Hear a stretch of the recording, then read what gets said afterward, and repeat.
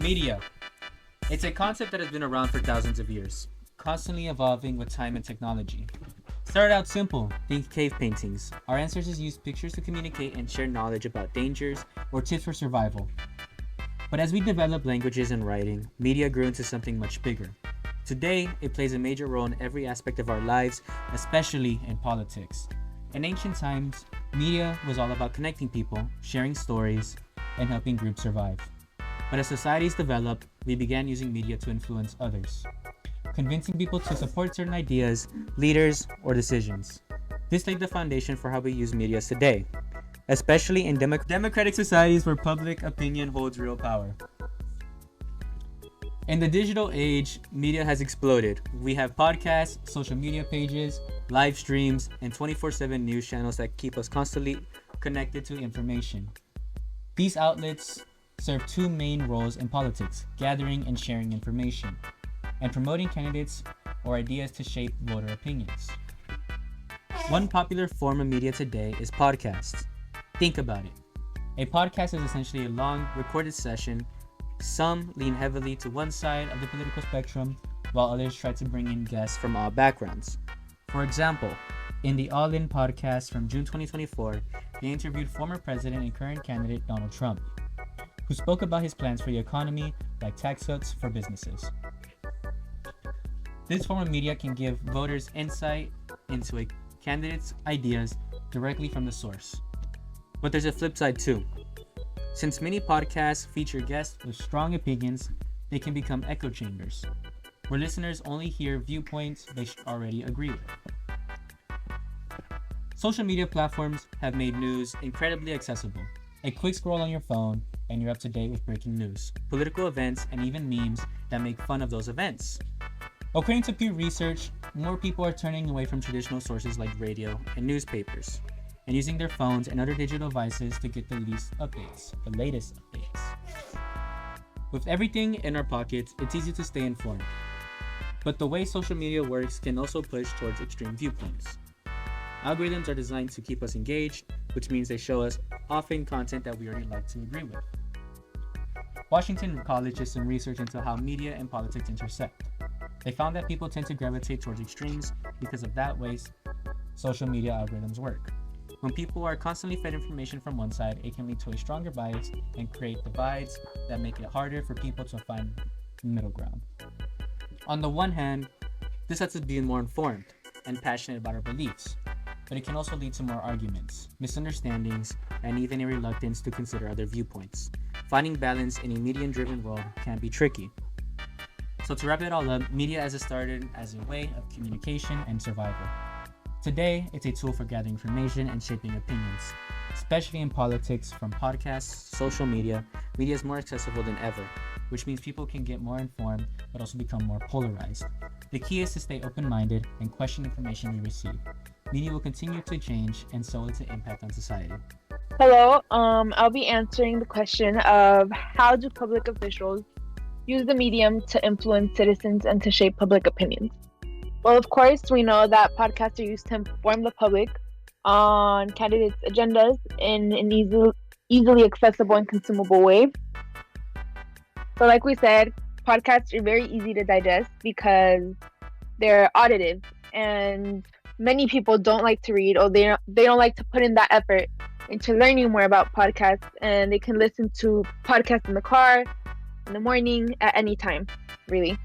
So it's a way for podcasters to share the agendas of certain parties, and it allows candidates like Donald Trump, when he appeared on Theo Von, to share a more casual side, which people often need to see them as real people and to really connect with them. And it generally encourages participation in politics because it's also seen as entertainment. However, this side of entertainment also creates a negative bias and misinformation. Like I said, because it is entertainment, podcasters usually create what the people want to see, even if it doesn't necessarily represent both sides. There's a general lack of middle ground, when creating podcasts. So this creates a lot of arguments, and it only creates content that people want to see, and it doesn't expose them to new ideas. a lot of this can be seen in podcasts like Andrew Tate, where we know like there's a general bias, and people only use them for entertainment. There's also a lot of evidence that shows that these podcasters only use it as a way to share misinformation.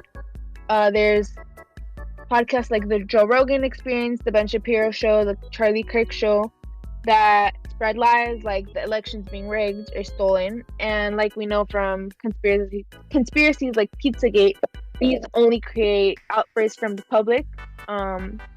There's a lot of lying too from candidates, like Trump appearing on the Joe Rogan Show and after being fact checked by CNN, lying about the magnitude of his rallies and minimizing the effects of global warming. So of course there's both a positive side and a negative side to podcasts as they expose more people, but there's also misrepresentation. All right. So I'll be answering what is the difference between fact and opinion in political media. Facts are statements that are irrefutably true, while opinions are built off a person's judgment and morality. Therefore, one will believe that facts and opinions are two completely different statements, yet they're easily confused for each other in America's heated political climate. Whereas platforms like podcasts strive toward informing the general public about the facts regarding their political representatives, opinions about said representatives often weasel themselves into their content, leading to the spread of misinformation and rash political decisions. If we take a look at the 2024 presidential election, one of the biggest mediums people use for their information was podcasts. As was mentioned by my peers, podcasts are audited, therefore a lot of people would prefer them because it's an easier way to ingest media, a more casual way, especially since people nowadays don't enjoy reading or don't have the time. But regardless of that, an example of perhaps a spread of misinformation could be in one of the episodes of the Call Her Daddy podcast. Vice President Harris went on set to speak about the topic of abortion. While she made many fair points, Harris and the host of Call Her Daddy disclosed a lot of their own opinions on the subject rather than staying founded within facts. A lot of statistics were brought up, but neither woman was able to cite where their information came from, and some listeners like myself would take this at face value, but other more extreme listeners would take this as a fact. There are multiple instances where some extremists have taken misinformation as fact, and we can see this in the storming of the White House that happened after Joe Biden won the 2020 presidential election. Trump said that the election had been rigged and that he had his presidency stolen from him, and he had ordered a bunch of Trump extremists to storm the White House and get it back for him. Obviously, these people were promptly arrested and charged with, I'm not sure if it was a misdemeanor or a felony, but they were charged regardless. And this creates this unsafe political environment as there are, quite frankly, terrorist attacks happening on U.S. soil, like Valentina had mentioned before. The Pizzagate incident was very dangerous and was a result of misinformation being spread on podcasts and online. But I will be answering the question, what bias is there in this media? And as kind of already explained by my peers, often there is some type of political or personal bias. Often or not, a lot of these podcasts aren't fact checked, or if they are, it is after the fact that they have posted an episode which receives tens of millions of views. As Vale has mentioned, Joe Rogan is a podcast that has roughly 14.5 million followers, millions of monthly listeners, and his podcast is scaled to be on the right-leaning, more misleading side of podcast. There's instances where he has claimed that a vaccine can alter your genes, which was later disproved. And a lot of these podcasts aren't fact checked by the listeners because often not people listen to podcasts that they find comfort in, perhaps confirmation bias. One big one being InfoWars as well, where Alex Jones had claimed that the shooting tied with the Sandy Hook family was a hoax, which resulted in a major lawsuit for him and his company.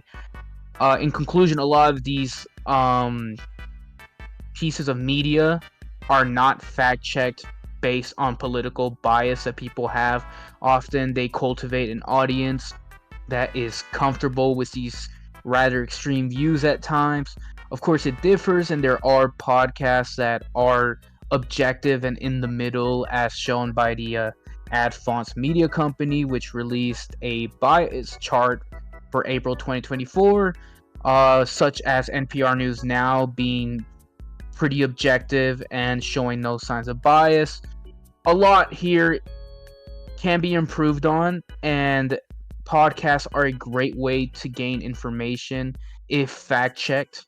It really is the epitome of free press, but not responsible press.